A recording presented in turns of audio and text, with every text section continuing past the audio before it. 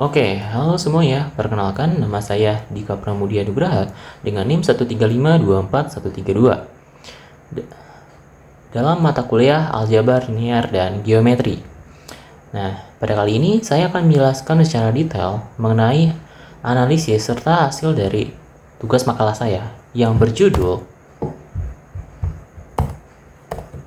Analisis proyeksi ortogonal dalam penentuan shadow mapping untuk pencahayaan yang dinamis pada game engine sederhana. Oke.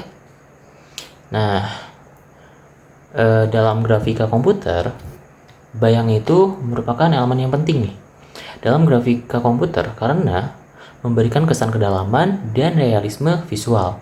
Contohnya di sini terdapat sebuah bola yang di sebelah kiri sebuah bola yang tidak memiliki bayangan serta di sebelah kanan sebuah bola yang memiliki bayangan.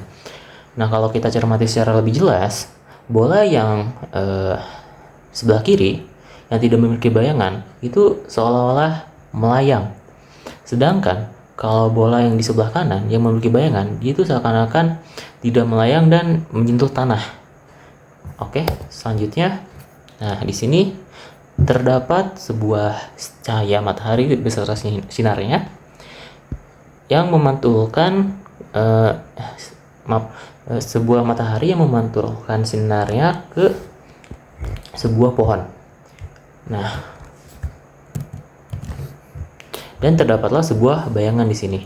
Oke, yang artinya ini dalam grafika komputer modern, pencahayaan dalam bayangan berperan penting untuk menciptakan persepsi ruang 3 dimensi. Tanpa bayangan, objek akan terlihat melayang dan kehilangan dimensi spasialnya. Salah satu metode yang umum digunakan untuk menghasilkan bayangan secara real time adalah shadow mapping.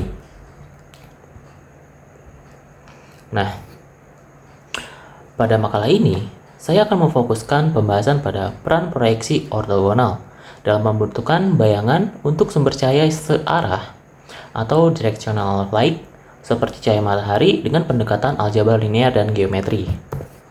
Oke, selanjutnya untuk landasan teori secara garis besar, yang pertama saya menggunakan teori penjumlahan vektor itu sebagai berikut. V tambah W itu sama dengan V1 tambah W1, V2 tambah W2 dan seterusnya sampai Vn tambah Wn. Nah, yang kedua saya juga menggunakan perkalian skalar, yaitu K itu adalah sebuah konstanta dan V itu adalah sebuah vektor. Jadi V itu sama dengan KV1, KV2 dan seterusnya sampai KVN. Oke, selanjutnya yang ketiga dot product. Saya juga memakai konsep atau teori dot product, yaitu A dot B sama dengan norma A dikalikan dengan norma B dikalikan dengan cos theta. Oke, nah berikut merupakan contoh video analisisnya. Jadi intinya vektor dalam ruang Euclidean itu digunakan untuk merepresentasikan posisi dan arah objek. Nah, seperti operasi dasar yang sebelumnya yang sudah saya sebutkan tadi, itu merupakan operasi dasar yang dapat digunakan dalam analisis makalah ini. Nah, oke, selanjutnya, saya juga menggunakan teori konsep matriks proyeksi ortogonal. Nah, proyeksi ortogonal memetakan volume pandang berbentuk balok ke dalam koordinat ternormalisasi tanpa efek perspektif. Nah, keunggulan proyeksi ini adalah ukuran objek tetap konsisten terhadap jarak, sehingga sangat sesuai untuk sumber cahaya yang searah. Nah, dalam konteks shadow mapping, proyeksi ortogonal digunakan untuk membangun peta kedalaman dari sudut pandang cahaya. Untuk rumusnya sendiri, yaitu sebagai berikut. P aksen sama dengan itu M ortogonal P sama dengan sebagai berikut. Ini rumusnya. Oke, selanjutnya. Nah, bisa dilihat di sini ada sebuah video. Jadi seperti ini. Oke, kita ulang. Nah, di sini ada sinar cahaya dan di sini adalah ada dua buah benda, yaitu benda kubus sama benda bola. Di sini cahaya lampunya itu menyinari dua buah bola tersebut. Nah, lalu terdapatlah sebuah bayangan dan berubah warnanya menjadi abu-abu serta putih. Lalu ya, selanjutnya shadow mapping. Nah, dua tahap, terdapat dua tahap dalam pseudo mapping, yaitu tahap pertama deep map atau disebut juga sebagai perspektif cahaya. Nah, di sini itu di tahap pertama sebenarnya untuk merender skin dari perspektif cahaya untuk menghasilkan deep map. Nah, untuk tahap yang kedua yaitu shadow test atau membandingkan kedalaman. Jadi membandingkan kedalaman fragment terhadap deep map untuk menentukan bayangan. Oke, seperti itu. Nah, untuk metodologi penelitian yang saya gunakan itu yang pertama studi literatur tentang vektor dan matriks seperti tadi juga ada dot product, scalar, perkalian scalar, terus ada proyeksi ortogonal juga dan lain sebagainya. Yang kedua pemodelan matematis, yang ketiga perancangan implementasi dalam program grafika. Nah, yang keempat itu pengujian visual dan evaluasi bayangan. Selanjutnya saya akan menjelaskan tentang implementasi programnya. Sebentar, saya buka dulu VS Code mana ya. Nah, ini. Nah,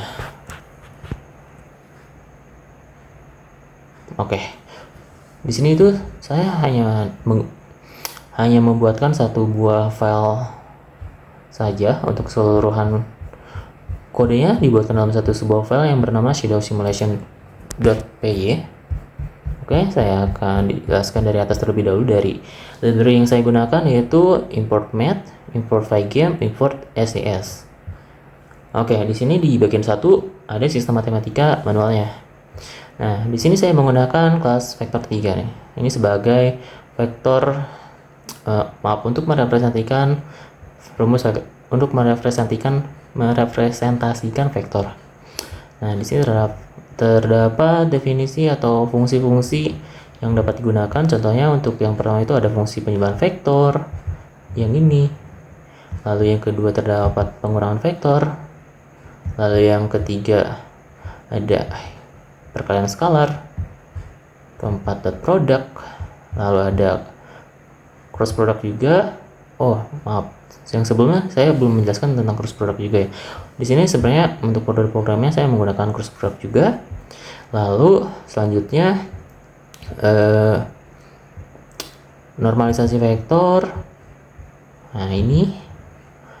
Dan di sini itu adalah sebuah fungsi matriks 4x4. Ini ada kelasnya.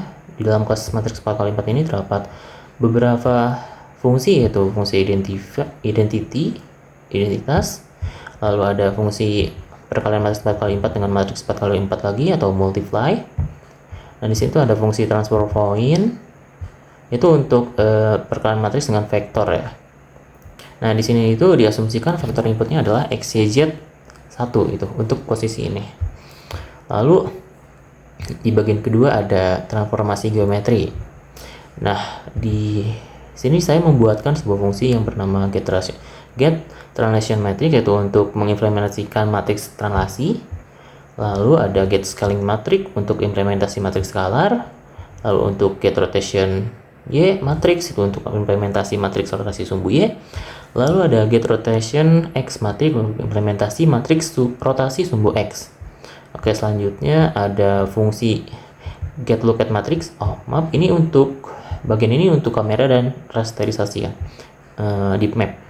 Nah, fungsi get look at matrix itu terdapat ada 3 kode, itu aksis, z aksis, x aksis, sama y aksisnya. Sama matriks orientasi. Jadi intinya get look at matrix ini untuk mengimplementasikan view metric, mengubah koordinat dunia ke koordinat kamera atau cahaya. Dan di sini juga ada matriks translasi negatifnya. Lalu setelah itu saya juga membuatkan fungsi get ortho matrix untuk mengimplementasikan matriks proyeksi ortografik. Lalu ada depth buffernya, kelas untuk menyimpan deep map, peta kedalamannya. Nah, di sini hanya menyimpan nilai z doang yang bernilai float. Lalu ada rasterize triangle depth. Ini untuk rasterisasi segitiga ke dalam depth buffer. Oke. Dan bagian ketiga itu ada proyeksi bayangan. Di sini ada saya membuatkan sebuah fungsi project perspektif simple yang intinya untuk mengimplementasikan algoritma proyeksi perspektif sederhana menggunakan focal length division. Nah, di sini juga saya membuatkan sebuah fungsi calculate planar shadow. Lalu di sini adalah fungsi mainnya seperti berikut. Oke. Nah, seperti ini.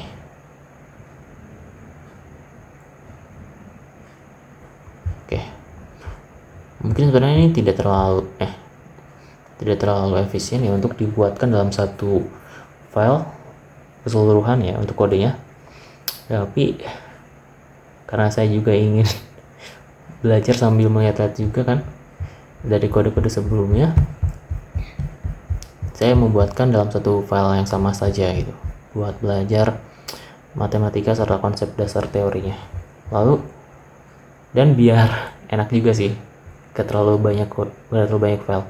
Oke, saya akan menjelaskan kode Python-nya dengan cara untuk cara menjalankan itu seperti ini, Python shadow simulation.py. Oke, karena saya sudah pernah mencobanya, tinggal saya copy paste saja, lalu enter, dan boom.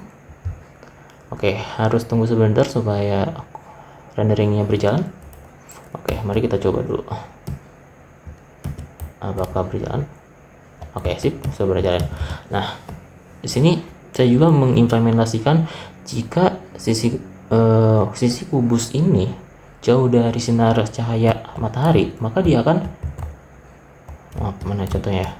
Dia akan gelap seperti ini. Tapi kalau misalkan dia dekat, akan terang seperti warna ungu yang tadi. Maaf, ungu atau pink gitu. Nah, ini juga akan terang seperti warna hijau telur asin ya. Nah, ini jadi gelap gitu. Nah, gitu. Nah, untuk yang sinar mataharinya itu ini yang berwarna kuning yang di atas. Oke. Dan ini adalah sinar matahari yang tertuju kepada sebuah kubus ini yang sedang bergerak. Dan ini adalah bayangannya yang di bawah. Lalu di sini juga ada disebutnya light chair atau tata letaknya gitu. Sama ada bagaimana cara menggunakannya atau cara menggerakkan si sinar matahari ini dengan cara bisa menggunakan bisa kayak hanya bisa menggunakan tanda panah yang ada di keyboard atas, bawah, kanan, kiri. Nah, itu. Semakin dekat dengan objek atau sebuah kubus ini, maka sinarnya akan semakin panjang, tapi semakin jauh dia akan semakin pendek gitu. Nah, oke, sama kan. Dan di sini juga di sebelah kanan ada di mapnya.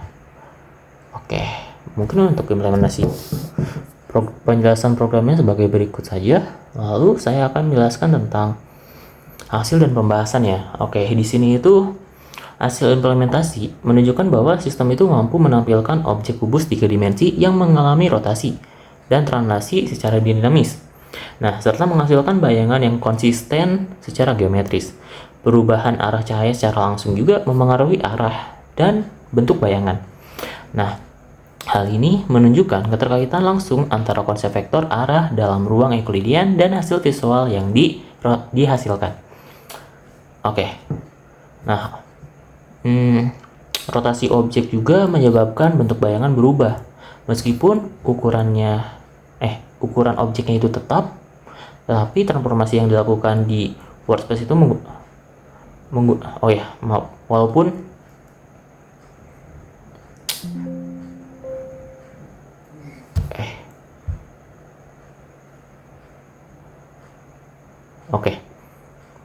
rotasi objek itu menyebabkan bentuk bayangan berubah. Meskipun ukuran objek tetap, transformasi dilakukan di workspace menggunakan matriks homogen, sehingga bayangan selalu dihitung berdasarkan posisi aktual objek. Oke, kesimpulannya, berdasarkan hasil analisis dan implementasi, dapat disimpulkan bahwa konsep aljabar linear dan geometri memiliki peran fundamental dalam pembentukan bayangan dalam grafika komputer.